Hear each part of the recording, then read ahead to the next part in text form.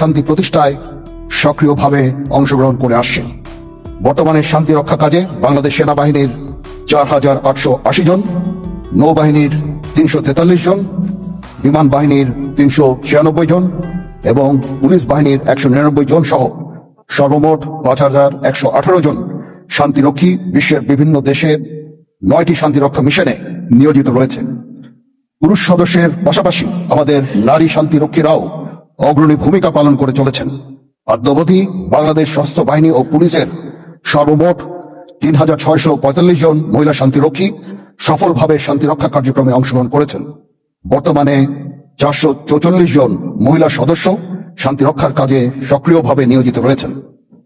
আমাদের শান্তিরক্ষীগণ নিজের জীবনের ঝুঁকি নিয়ে উন্নত প্রশিক্ষণ, নৈতিক মূল্যবোধ, দক্ষতা এবং নিরপেক্ষতার প্রমাণ রেখে সকল চ্যালেঞ্জ মোকাবেলায় সর্বদা প্রস্তুত।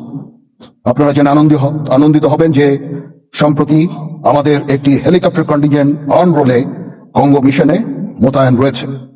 এছাড়াও সম্প্রতি পেরুভিয়ান আর্মিকে আমরা নিজেদের প্রযুক্তিতে তৈরিকৃত বিস্ফোরক নিষ্ক্রিয়কারী যান অনুদান হিসাবে হস্তান্তর করেছি।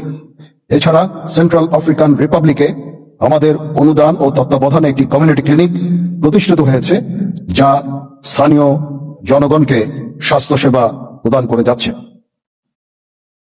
এই ক্লিনিকটা যেদিন ইনগরেট হয়, যেদিন উদ্বোধন হয়, সেন্ট্রাল আফ্রিকান রিপাবলিকের মাননীয় রাষ্ট্রপতি উপস্থিত ছিলেন এবং আমি উপস্থিত ছিলাম।